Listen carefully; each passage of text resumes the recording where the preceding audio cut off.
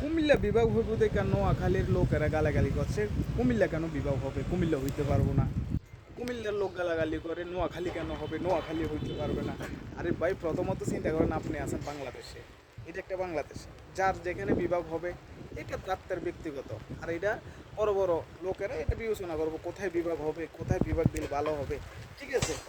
আর আমরা একজনরে আরেকজন গালাগালি করতেছি, বৃষ্টি আসতে আছে, একজনরে আরেকজন গালাগালি করতেছি, এটা কি এই গালাগালি করলে কি বিভাগ কি ভাগ হয়ে যাইব, না বিভাগ কি চলে যাইব?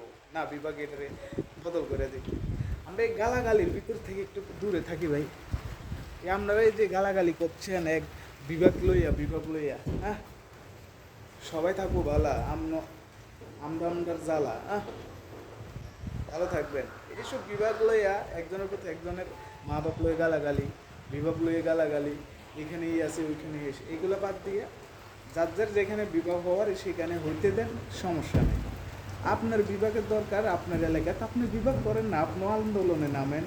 কুমিল্লাবাসী যেরকম বিভাগের জন্য আন্দোলন করার জন্য নামতে আছে বা নামছে, বা বিভাগ হবে কুমিল্লা, আপনারা নোয়াখালী বিভাগ যদি করতে চান, আপনারাও আন্দোলনে নেমে যান, সমস্যা নেই।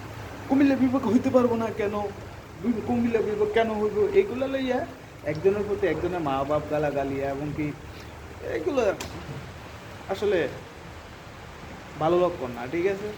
এইগুলো গালাগালি থেকে দূরে থাকেন। আর বিভাগ যার যার এলাকা তাতে বিভাগ করেন, সমস্যা নেই।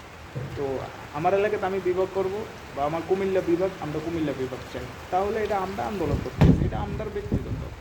আপনাদের এখানে বিভাগ হইতে যদি যায় তাহলে আপনারা আন্দোলন করেন, আপনারা নোয়াখালী বিভাগ হওয়ার জন্য। তো ওইটি আর এর জন্য সেই জন্য গালাগালি করে কোনো ফয়দা নেই, ঠিক আছে? তো ভালো থাকবেন। আসসালামু আলাইকুম।